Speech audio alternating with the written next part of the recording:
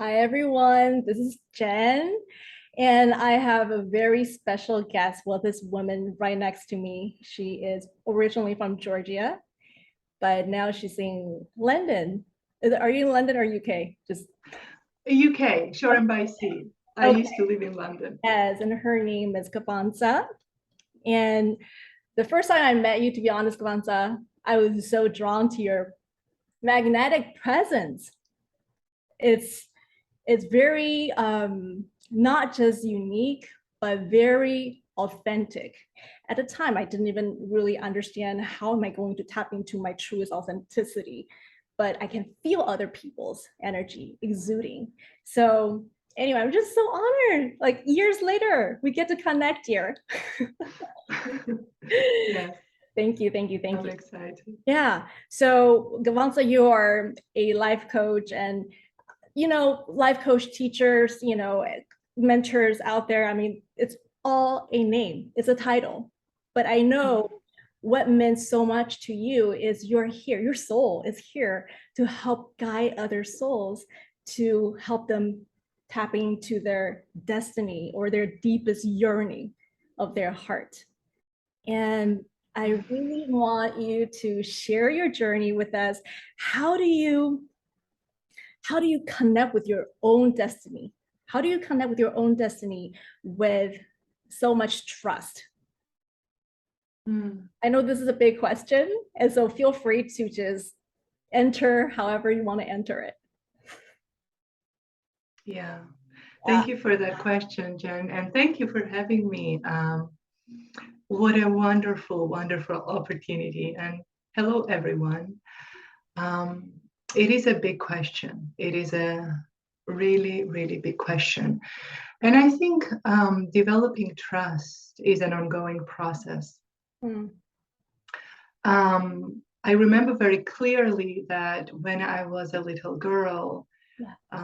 I was convinced that human beings were more powerful than they realized. I don't know how I knew it, Mm. but I had this knowing, and I wanted to grow up fast to learn to read because I thought that there must be some books out there in the world that talk about this hidden power of individuals that nobody talked about around me.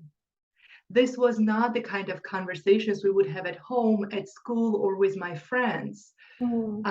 But I wanted to discover what it is about people that's very powerful that they don't know about themselves yet.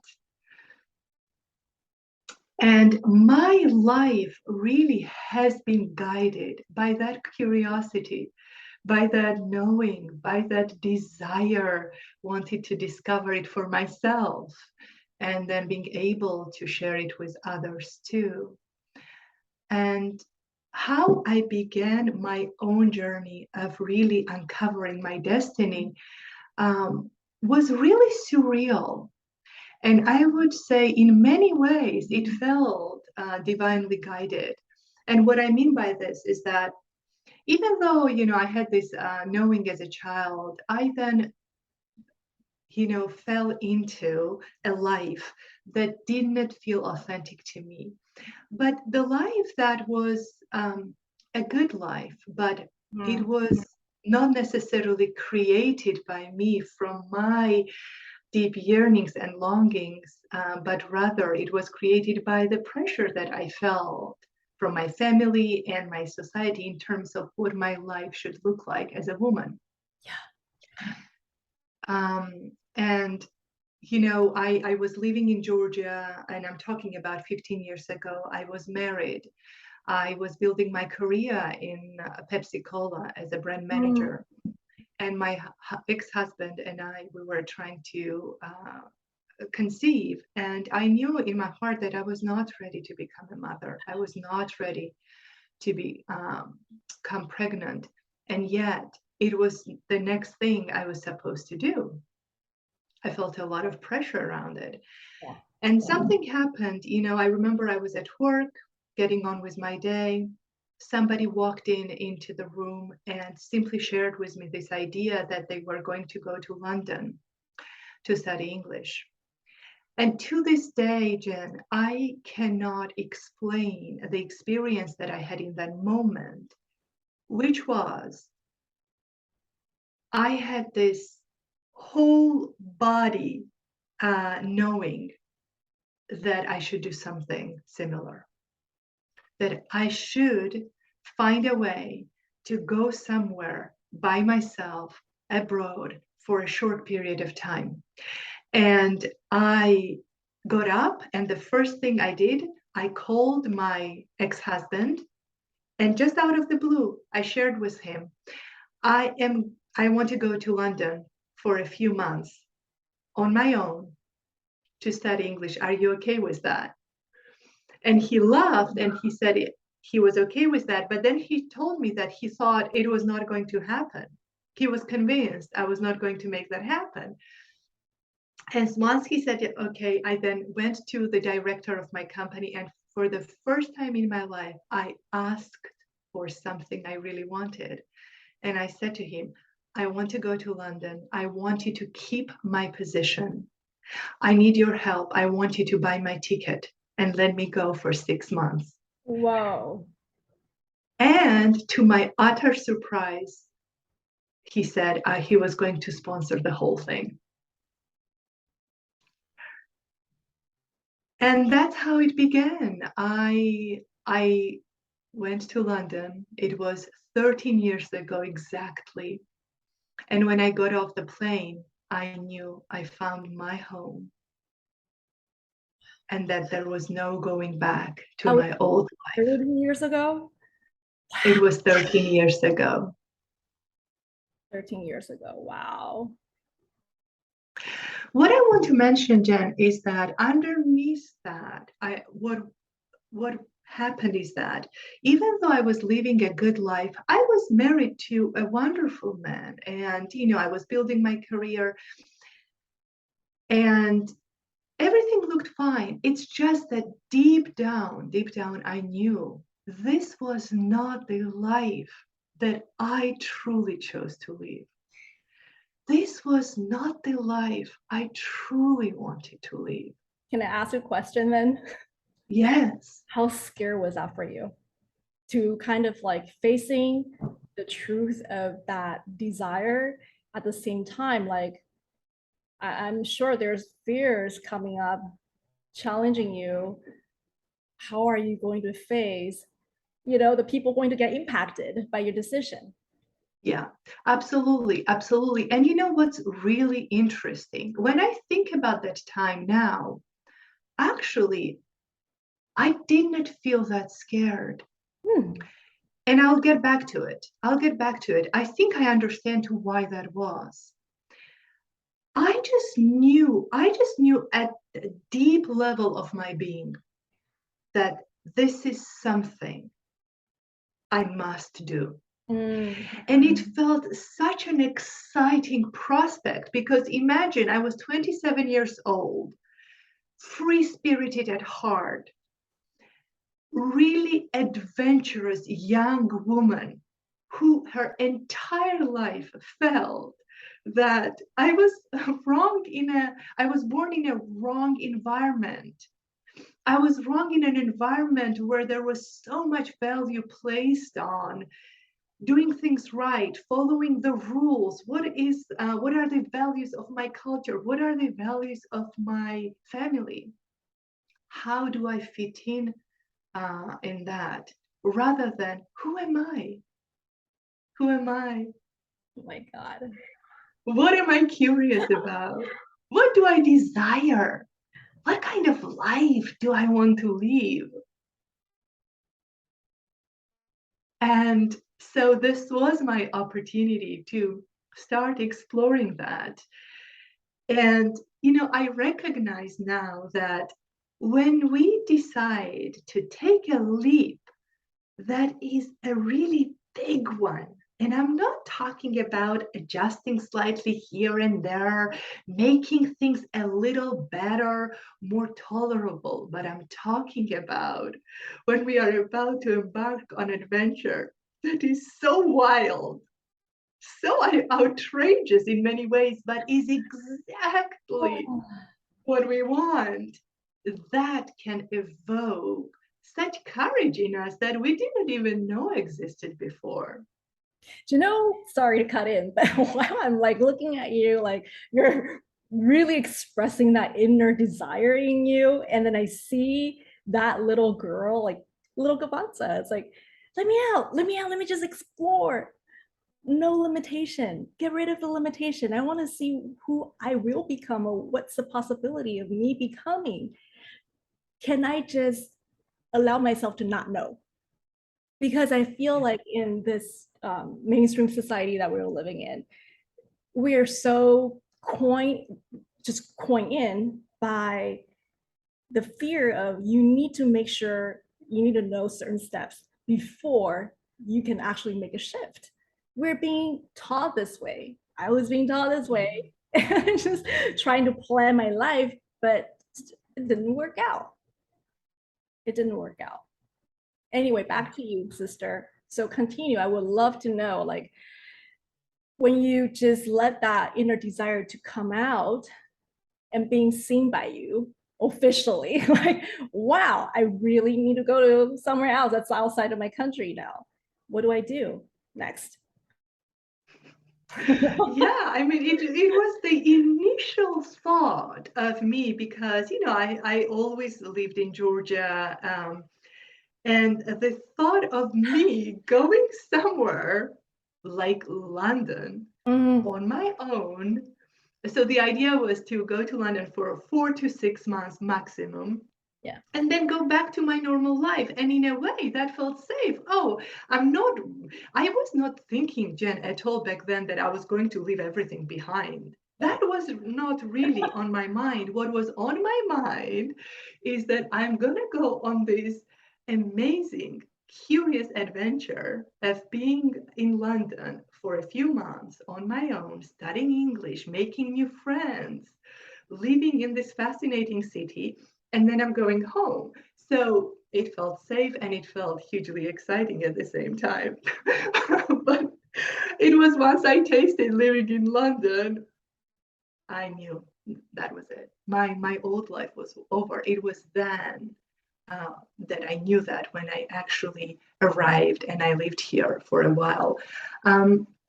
But what next in terms of when I had this initial idea, Mm. I just tapped into this fierce courage inside of me. And I asked people to help me, which was very unlike me. I always struggled to ask for support, for people to help me with whatever I needed. But again, this idea was so exciting to me. It was so big that something shifted inside and nothing was going to stop me. I was going to make it happen. Yeah. And I aligned with that. I made things happen. I did whatever needed to be done for me to get a visa, to arrange everything for me to arrive in London. And I made that leap.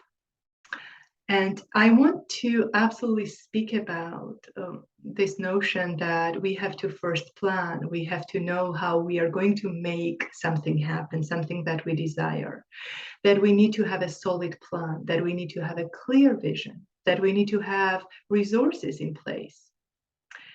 One of the biggest things that I have learned in life is that the opposite is true. Here is the thing. With certain things, you will need a plan. With certain things, you absolutely need to know what your next step is. But when it comes to realizing something that your mind does not yet understand, but your soul is calling for, when you have this sense that there is something, a potential for me Mm. that I feel is possible, but I don't know exactly what it looks like. but I don't know exactly how I can get there. You can't put a plan in place to make it happen because your mind simply does not know how to make it work. I just want to At say, a deeper I love how much you are just bringing it onto the table, because our mind, we struggle to surrender to the unknown, right? yeah. Show me the plan, or else I'm just going to block you by all the fears that you don't get to see. And now look at if you're able to take it with these fear to your future. So we are constantly struggling and battling with all those inner saboteurs or critics. Share with us, what are some of the inner critics that you were dealing with at the time, even though you were having so much courage to take that leap of faith, and then you did it, of course. And we want to kind of like understand a little bit of the psychology part of it. How did you deal with those gremlins? Yeah. If you ever dealt with those loud, noisy ones, you know what I'm saying? Definitely, I have dealt with them back then. And I'm actually dealing with them right now in my current situation. And we can get to that later. But you know, when I made a decision, I'm going to go to London, and my boss said, it's fine. I'm going to buy you a ticket. I'm going to keep your position. My now ex-husband said, okay, go. Right. Then I announced it to my family, my parents, and you know, everybody around me who deeply cared about me and genuine, this was coming from a genuine sense of care, was like, how are you gonna, you had never done anything like this before. You don't have connections there that suddenly, if you need anything, somebody to come and help you. And also the thing, what was unique about my situation is that I didn't have a lot of money. So I was going to arrive in London with $500 exactly, which was about 400 pounds, maybe a little less. So what I had is this little amount of money, and I also had somewhere to live for 2 weeks. That was it. Beyond it, I needed to figure out where I was going to live, and I needed to find a job. And my English was poor. I barely spoke anything. So, of course, people were asking me, you don't even speak English. How are you going to find a job? Where are you going to live? They were nervous. They were worried because, I had never done anything like this before. And what was happening inside me at that time was that I committed to leave, and I thought,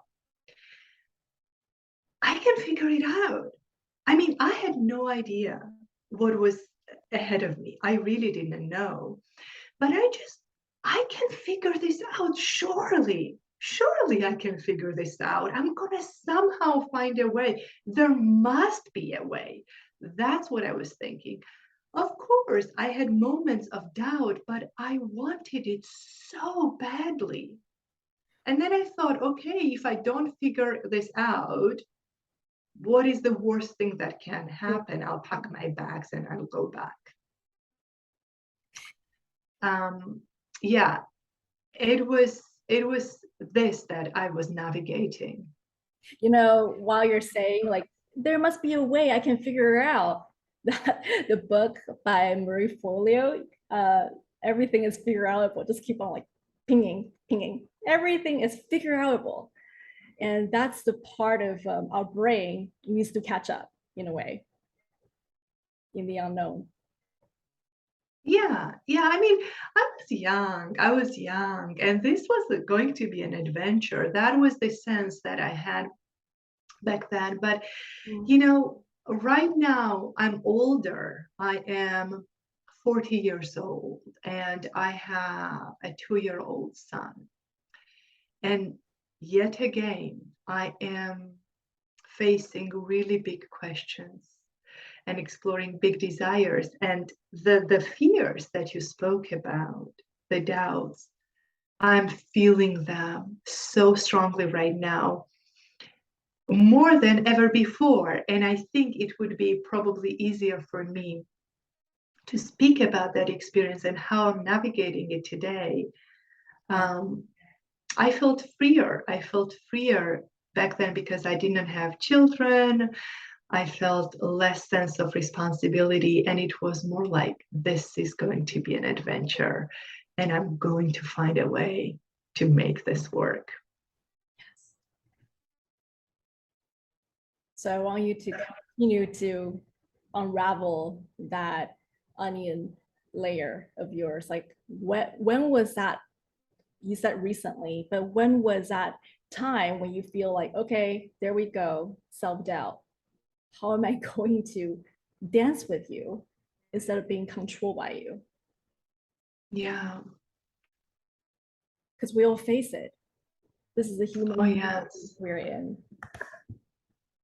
We do face it. And so to lead into that, what I will say is that I will complete this story about moving to London, but I did move when I arrived in London for the first time, and when my visa expired after 6 months, by then I knew this was it. This was it. There is no way I could go back to living my old life. And what was very precious about this new life was this possibility that I had already glimpsed, the possibility to become fully myself. Because in London, I experienced the freedom to live my life on my own terms. I was on my own. I was making my own decisions completely. There was no one watching my steps. I felt free in the city where nobody knew me. Of course, it was lonely as well at times, but over time I made friends and I began to build my life in this country, really on the foundation of me being myself more and more with each day. And that is one of the deepest values that I had. It was that value that actually initially drew me to go abroad and start a new life there. And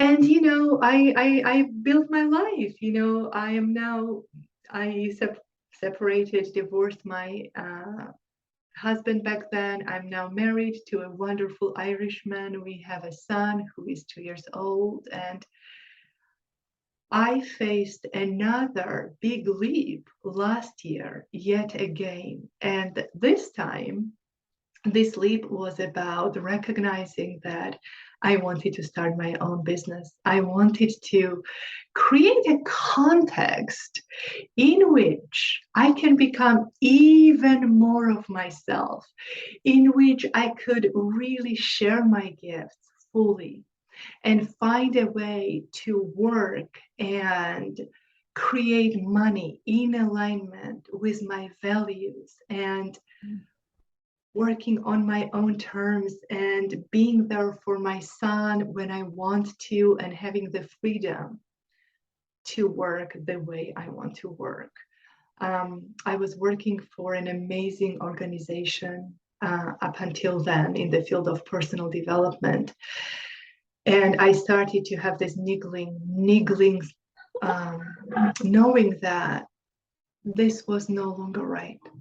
This was no longer right. And it was very, very scary to let go of the security of that job and to embark on this wild, completely wild journey of starting my own business while also having a 1-year-old at home.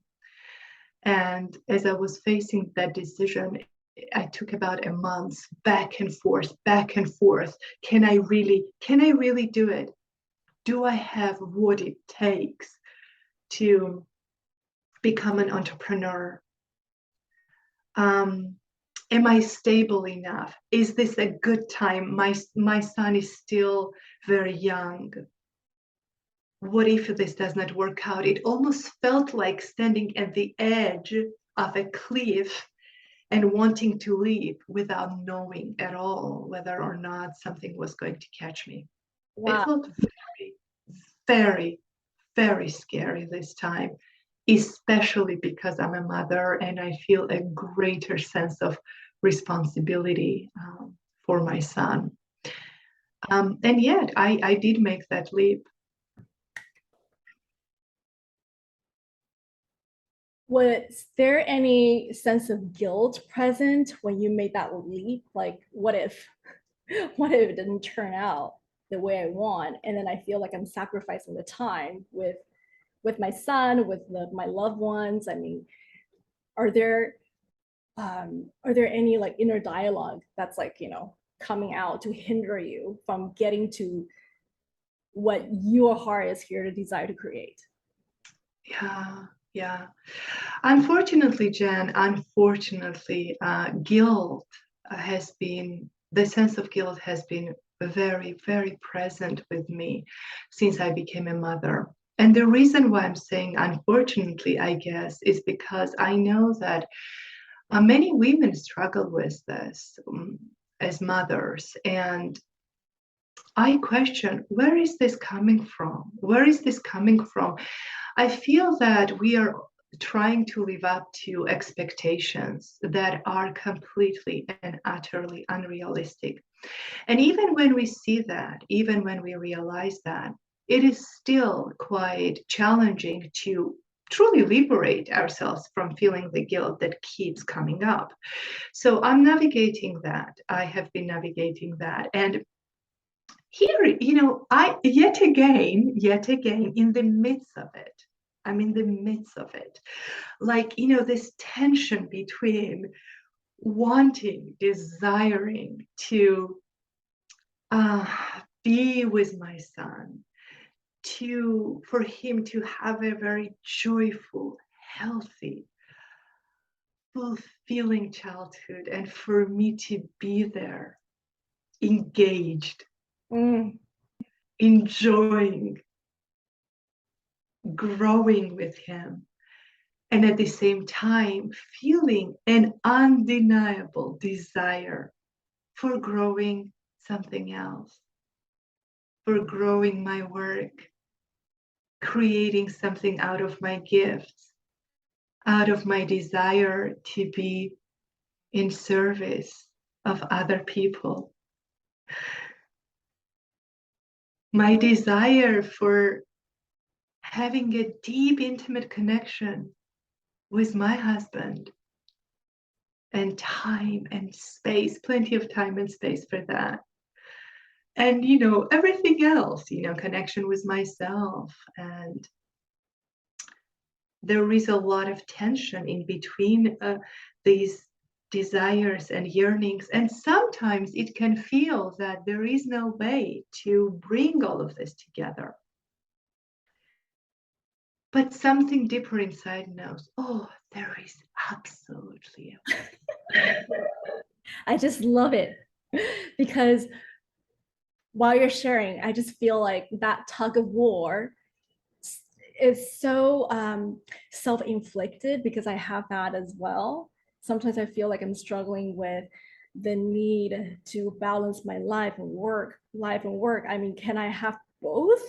And it's a huge question mark, like huge question mark. Like I have to take care of my elderly parents, and then taking them to the hospital and everything. And how do I recharge myself, and how do I put myself out there at the same time to serve my purpose? It's like it feels wobbly sometimes, right? And I feel like while you're sharing, something that we are so dearly sharing in common, in this common ground, is it's so ancestral. I don't think it started from us. I don't think this, polarity consciousness is starting from this generation. No, it has been from I don't know how long, right? So off balance is like you're supposed to feel off balance. You're not supposed to have both, It's either or. It's not both. And if you're able to actually make it both, well, good luck. Right? Yeah. But then while you're sharing it, I just feel such a liberation, because there's that inner knowing that it is possible. Like my human self is like, oh, like, how are you going to do that? Tell me, how do you do it? But that inner GPS that we all have, the intuition, is like, I don't know how. Don't ask me, I don't know how. But eventually we get there. Yes. And it's wild, it's crazy because we got nothing to prove. We got no evidence to show people that how are we going to make it true? Or how are we so sure about it does exist? We don't have to choose either or. And I we're agree with you. breaking the cycle from this ancestral lineage of fear of we need to be part of something completely. We can't choose something bigger that serves everybody, serves everyone. You can only choose either this person or that person, either this degree or that degree. Like everything is just polarity consciousness. Yeah. Yeah. Yes, I think you're so spot on. And I really feel your deep awareness around this. I really don't think we can find answers in either this or that, or even, Jen, lots of people speak about how do I create this balance, perfect balance, or how do I set boundaries in, and how do I really up my self-care. All of this is really valuable, but my heart somehow knows that there is a bigger, deeper, wilder answer, revolutionary perhaps, approach to what we are seeking and what we are seeking to solve. And in the last few months, I have been deep in the exploration of this. And this is where I'm at right now. I'm exploring it. And it brings me back to my experience several years ago when I made that big leap, and suddenly I was filled with so much life force. I was filled with so much courage, kind of blowing my mind, really, really getting to know myself in a way that I had never known. This courageous woman who was on a mission and nothing was going to stop her. And the limitation that I have felt recently is that it comes from my mind, which says exactly this. Oh, you can either be a wonderful mother or really thrive with your work. But here is the thing, Jan. It is impossible to make a choice between these two, because both are so important to my heart, and I can't deny that both is very important. So making a choice between these two isn't going to work. So I wonder, what then? And perhaps, and this is what I'm sensing, is that perhaps the reason why I struggled with clearly seeing what I can do is I'm doing what I used to do when I lived in Georgia back then, which is, okay, how I make things a little better. What do I shift here? What do I shift there that it's better? But what if I tapped into something even deeper than that, which is, okay, what is it? What is it truly that I desire? What is my outrageous desire? And it's scary to go there, because what is happening is that the mind says, no, you can't really go there because it's not gonna work. It is now no longer possible because now you're a mom or a partner. You're not that free woman who arrived in London and you were single and you could do whatever you wanted or however you wanted it. So it's that thought that gets in the way for me. And this thought is not true. So how can we allow ourselves to really see what is it that we are really, really desiring? Because when we get in touch with that, suddenly in our gut, we know what to do next. While you're sharing all of it, I just have to say, like, it is so true. It is so true that we're trying to strive balance, but at the same time, balance doesn't exist, right? Like, how do you do 50-50? Like, tell me how to do 50-50. But the possibility of when we're tapping into that inner compass of, I really don't know what my next step is, but allowing it to show me it is like the big energy. Because when we are holding on to that small talks in our head, and besides those talks, like you said, you are a mother and you either be a fabulous mother or you be a fabulous business owner. These talks are what society gives us. It's not ours, but we took it on for so many years and we thought it's ours. It's our baggage, but it's not ours. But we're so vulnerably took it on, and it's a co-creation in a way too. It's a what? The co-creation with the society too. Like, oh, okay, I didn't know that I took on these beliefs that I actually don't need and they don't serve me, but I actually took them into my system, and I'm gonna allow myself to unravel it. No, that's not what I need. That's not what I need. That's not what I need. What I truly need is, after unraveling all these, what I don't need, I'll get to see a more clear sight. Yeah. Yeah. Yeah. Yeah. I love your awareness. I really am experiencing your ability to think deeply and to hold different perspectives at the same time, while listening to yourself and seeing things clearly. And you're right, sometimes it is hard to see things for what they are, and it is often difficult to recognize that what we are experiencing is conditioning. It is certain beliefs that we took on without ever examining them truly or challenging them, questioning them. And a big part of liberation is to learn to question, to ask questions, to explore things beneath the surface. And I love this because that gives, the way you say it kind of feels like it's an inquiry. It's not necessarily like, okay, give me an answer right now. I'm posting this question. The answer is, because we're so programmed to answer, right? And which one is the right answer too. But it's an inquiry to wonder. I love the word wonder. I've used several times.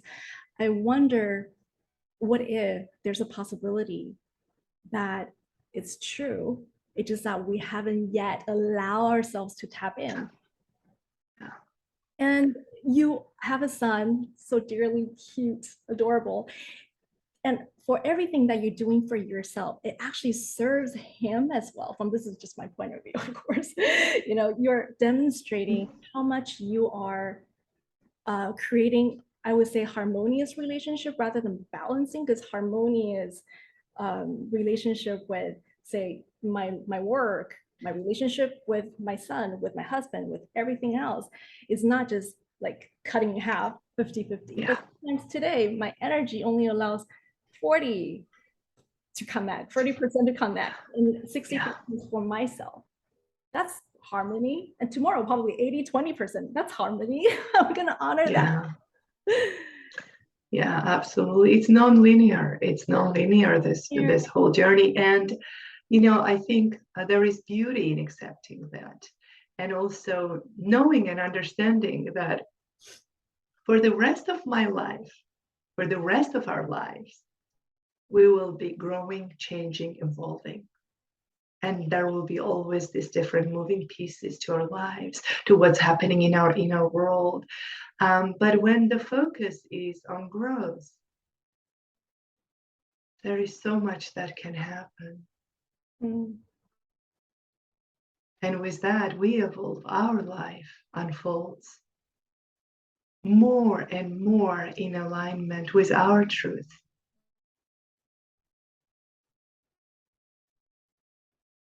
I'm chewing every word that you're saying. Requires silence.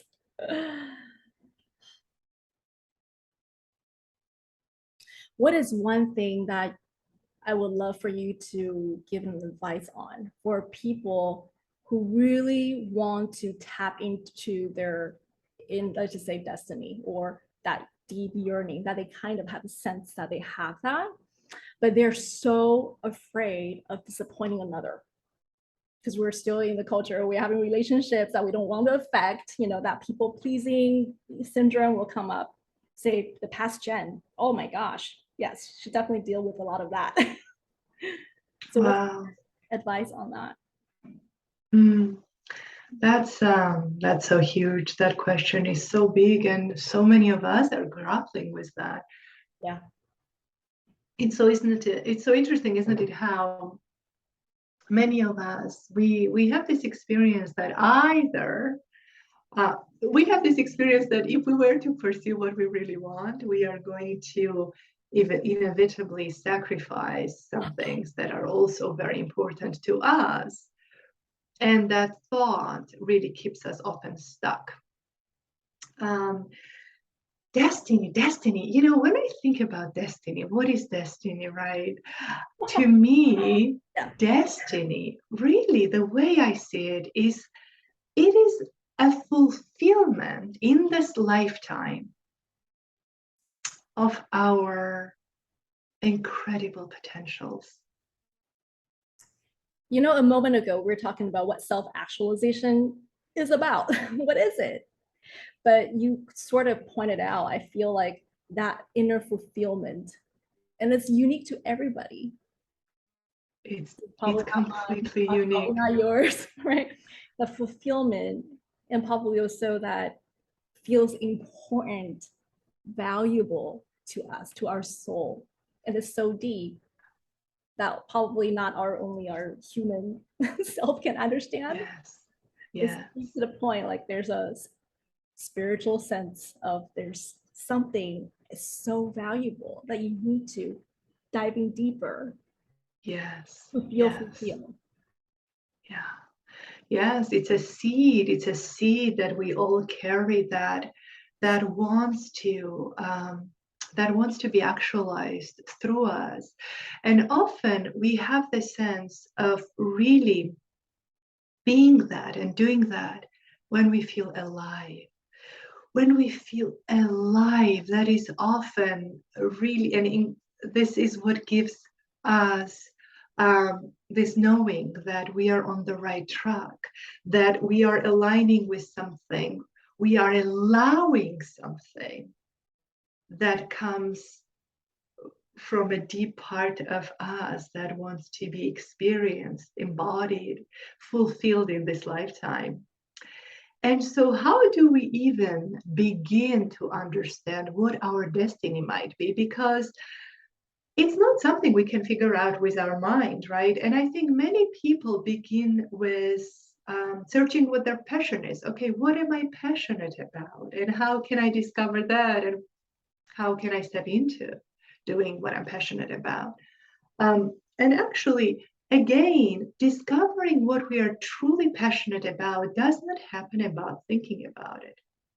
Neither it happens necessarily about doing a lot of self-reflection.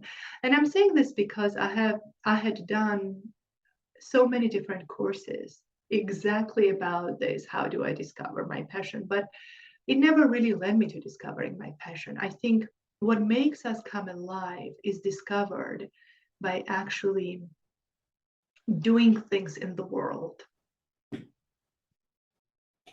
And it's often a combination of our inherent gifts, some of them that we are not even fully aware of our inherent gifts, as well as our unique life experience brought together. And when we then put all of that together and engage into something that can also somehow serve others. Often the combination of these things can feel very meaningful to human beings. But the way to begin to really sense what our destiny may be, I believe it is through connecting with our yearnings. Mm. Because think about it, Jen, we don't choose what we yearn for. We don't choose it. We don't. It's inside of us. Yeah. It's inside of us, whether we want it or not.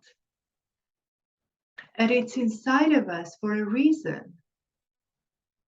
And I remember when I was exploring this idea of our desires, our yearnings are the seeds of our unique potentials. It is this idea that really spoke to me, and I found a lot of truth in that. But then people may say, but what are my yearnings? I don't know what my desires are. And I get that, because the thing is, yearnings and what we are really longing for, they live in our body. And many of us are disconnected from our bodies. I want to explore then. What are the main reasons, or how have you found the reasons behind why we're so disconnected from our body, or from our deep yearning that live in our body? What are some of the reasons? One, Yeah. it just came through right now, is the fear of my own disappointment. Right? What if I go after my dreams and I don't achieve what I want, and I'm gonna deal with a lot of disappointment, and also people's judgment, or how I compare myself to others. Like, how am I gonna explain myself, right? Like, all those. It's pretty collective too. I mean, Yes, absolutely. I agree with you. And disappointment, the fear of disappointment is a big part of it, because when you don't feel safe to really explore what you desire, it's like it's a protective mechanism that you don't even go there to connect, to truly connect. And it can be incredibly vulnerable to really connect with what is it that you're truly longing for, without knowing if you will ever fulfill it. It's vulnerable. And we feel this vulnerability to some degree, and many of us make a choice to not even connect with what we are desiring, to avoid that disappointment. That's definitely a part of it. Also, we are disconnected from our bodies, and there are so many different reasons to it. What creates disconnection, right? Many of us have never been encouraged since we were children to really listen to our bodies, to connect with our bodies. The things that we have been encouraged to do often was based on overriding what we felt. Being forced to eat when we are not hungry. Sometimes it's that simple, or wearing a coat when we actually don't feel cold at all. It can be very simple things, but it can be bigger things. Never being encouraged to listen. What is it that I'm feeling? and what you brought up is so good. It's because the experiencing of these little ones or major ones, like these triggers, that actually gives a lot of information about ourselves. Like, oh wow, I do get upset when people do this, or wow, I'm disappointed because, I mean, those trigger points is not comfortable, of course, but when we are using it as like a breadcrumbs, like little breadcrumbs, it actually gives a lot of clues about what we are, who we are here to experience. So it doesn't have to be all joyful all the time, right? Yeah. Sometimes some pain points will show up. Yeah. But also it's part of the process that probably it's included in the joy package. If we include that as part of the joy, include that little pain points, so we don't fight, we don't try to fix ourselves. Yeah. I love this. Mm. And I have to say one thing, because right before our connection on the call, I was out throwing trash, right? I was getting a little bit impatient. I was like, oh my God, how come the trash service collector is not here yet? I'm running out of my time, right? And then that impatience is coming up, and then I'll have to see it and use humor to laugh at myself. Like, wow, Jen is so triggered by a trash collector. She's running out of her patience, and I start laughing about it, And then to me, it feels liberated in that moment, even though, I mean, what we're talking about is self-actualized. It sounds so big and grandiose. But for me, that little moment, I felt a little bit self-actualized, to be honest. Oh, that's so beautiful. So mundane to the point, like I have to laugh at myself. Like, oh my God, you're triggered because the trash collector is not arriving as expected as your time, fitting your time schedule. Like crazy. Yes, and it's a small thing, and at the same time, it's big because what you're speaking about is recognizing what's happening, the internal experience that you're having, and rather than falling into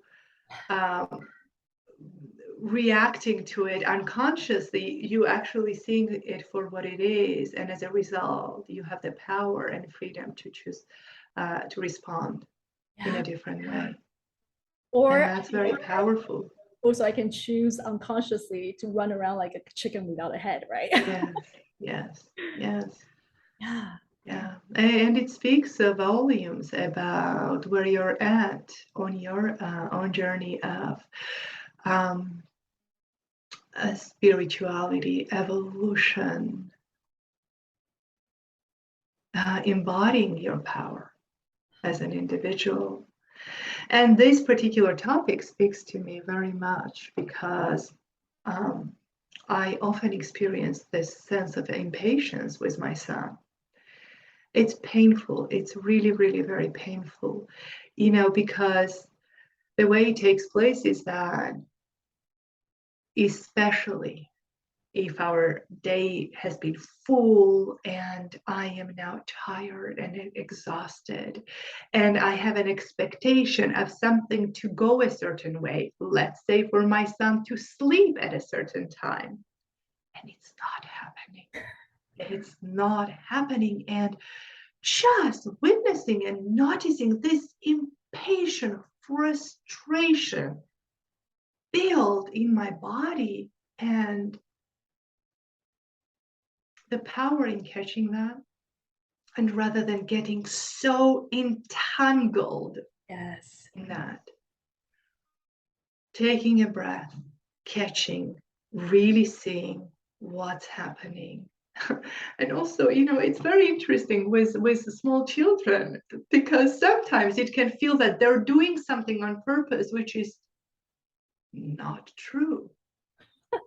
And seeing a bigger picture, him being a toddler, doing his own thing, which is perfectly and utterly normal.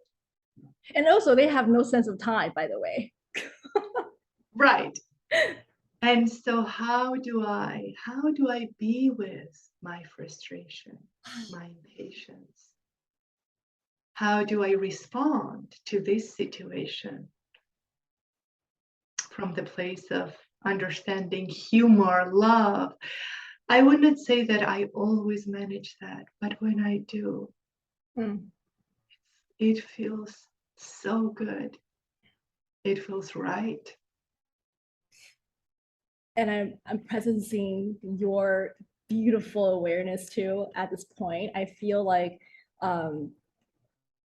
self-trust, trusting in the moment, even that impatience is arising like very intensely, trusting, because when we're feeling that and we want to just kind of get rid of whatever that's in our hand in this particular moment, it's like we're not trusting what is being provided in us, that we're safe in this moment, right? It's the trusting part.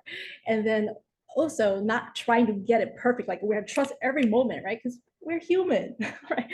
And Yes. how could we apply compassion to our little inner self that's just like so vulnerable to not being patient, you know, and just like, ah, I forgive myself. Yes. And you're right, Jenny, you're right, because, when my son was born, I thought it was all about giving him love. And now, as time passes by, I realize that it's actually both. It's about meeting him with love, as well as learning to meet myself with love and understanding. And sometimes when I get triggered or when I feel these intense feelings arise inside of me, sometimes I almost imagine holding my son and holding myself at the same time and finding this way, okay, how can I love us both in this moment? Because we both need it. I love it. Oh my God, I think a lot of people need to hear this. My sisters, when they watch it, will be like, oh my God, we need this solution. Yes, for sure. For sure. Like we imagine ourselves having like, 1,000 arms, like, that beautiful Buddha. Yeah. So I am aware that we're probably about to end this conversation because we can talk forever diving into deeper stuff. And one thing I would love for you, again, a little advice about a simple way to trust that taking that leap of faith wouldn't kill them. Yeah. Because they hear about, oh yeah, you need to have courage, you need to be brave, and then just take that leap of faith. It sounds easy to you, but not to me. Yeah. How would you suggest like a simple way for people who really want to claim that deeper yearning in them and just follow? Yes, absolutely. And I also realized that I have not addressed the question about how do we have those conversations, difficult conversations with people when we connect with what we desire. It's something that I always come back to. It's almost like a process. And I'm in it right now as well because I am feeling calling for something different, for something deeper yet again. And so what it looks like for me and what I often support people with is to really begin gently exploring what we may be yearning for. I wonder, what is it that I truly desire?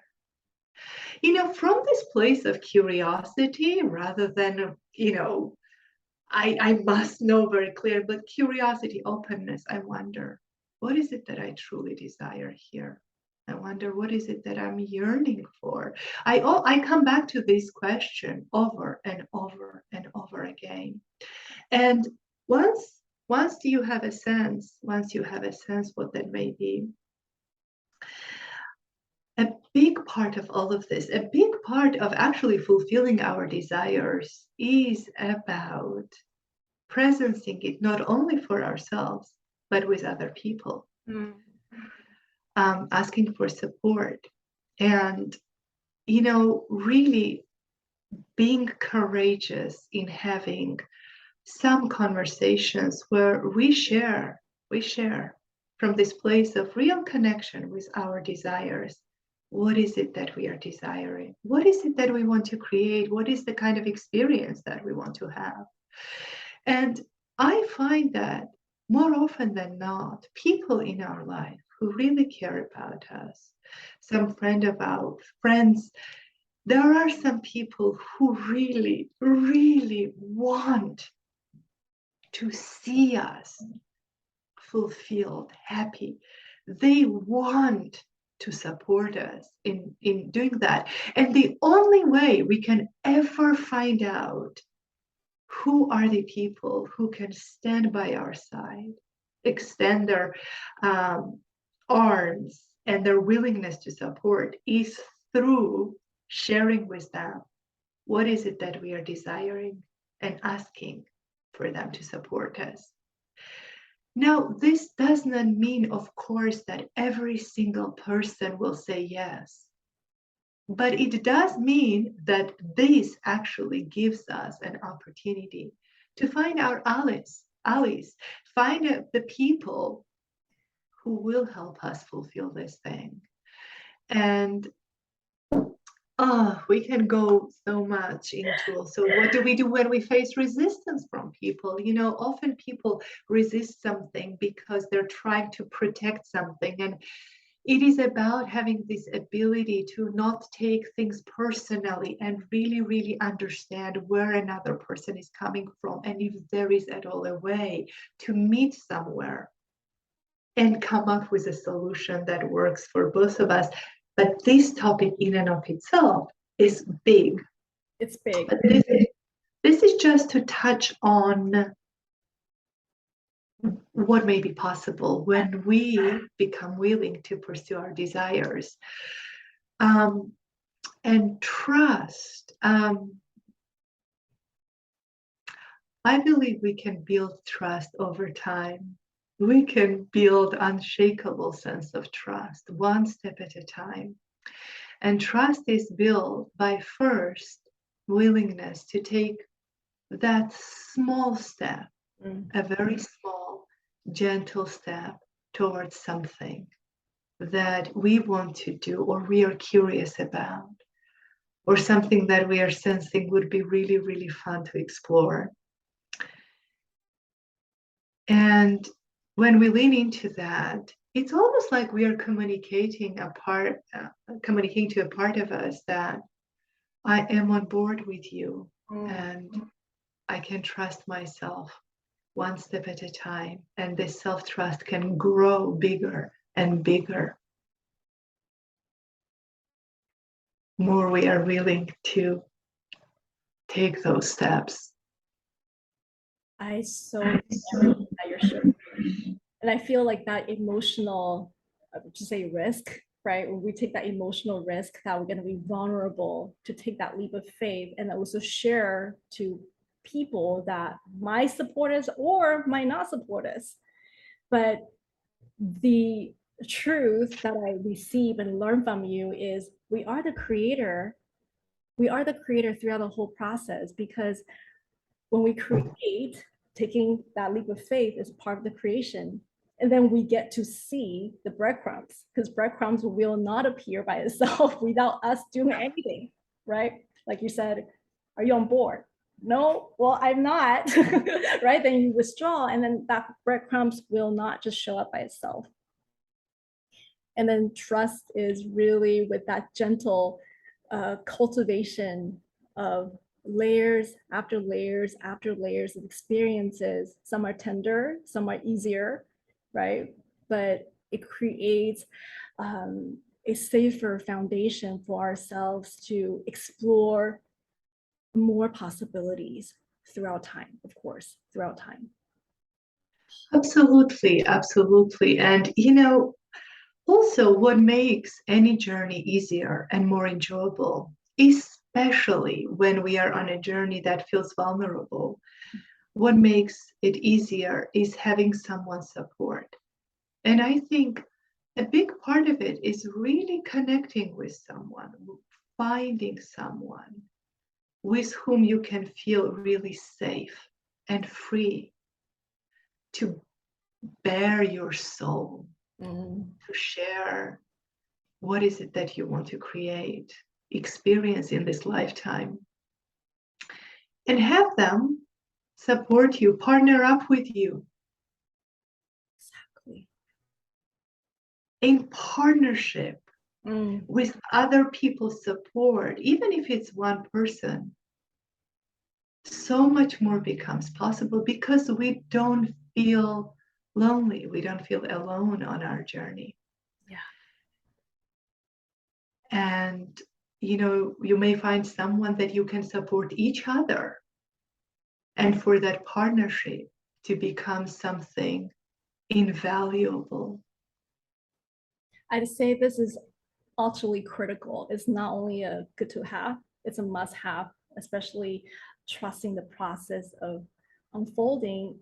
It is a form of transformation. Yeah. Right. And then when we're vulnerable in that cocoon stage, how can we tell ourselves, be sure that you're going to be okay? So in that cocoon stage, when people or someone, like you said, even one person can hold that space for you. Absolutely, Jen. You know, I remember my mentor said once, we cannot become ourselves by ourselves. And it took me a long while to really understand the depth and the truth of this statement. But then I saw it over and over again, how we can become fully ourselves in a relationship with other people. Because we don't see ourselves fully. Yeah. And when another person can reflect back to us our brilliance, as well as our blind spots and where we need to go, where we need to grow. And when we feel impossibility, they stand for us and they remind us how powerful they truly are. Mm. It changes everything. Yes. I feel that depth for sure, as I have been going through my own transformation over and over and continue more. Yes. So how can people find you, sister? Is there any way that if people need support from you? Because I know you're empathetic, you're just feel her energy, people. that beauty you are able to see through people's lens too, and spot those beauty for them. And in the dark, especially, how would people connect with you on Facebook or any other Yes, platform? Facebook is great. I can share my name and of course my email. It's interesting because currently the way I work with people is word of mouth and referrals. So usually people connect with me directly by email rather than using a website, for example. But Facebook is great, a messenger or an email. Okay. Well, I'll put the information down below in the video, down in the video, and we'll see who will really reach out, who's a lucky one to have you to embrace them during their dark cocoon time. I'm just gonna put dark cocoon time because we're all here to morph to the next version of who we are, and being vulnerable and being seen by somebody who is so gentle and who's so empathetic and who's so true to her own heart is very rare. It's very rare. Thank you so much. And I will say that if you are in a dark cocoon place, then know that it's a very powerful place to be in. It's a place from which new possibilities can be born out of. And I know that while you're in the midst of that, it can feel scary. But you know, this is the image that I want to leave you with and leave everyone with. What if all of life is organizing around your success? And the universe is there to conspire all that you desire in your heart. Absolutely. And that is why, in the first place, you have those desires, because you have the potential to fulfill them. Otherwise, you would not feel these desires.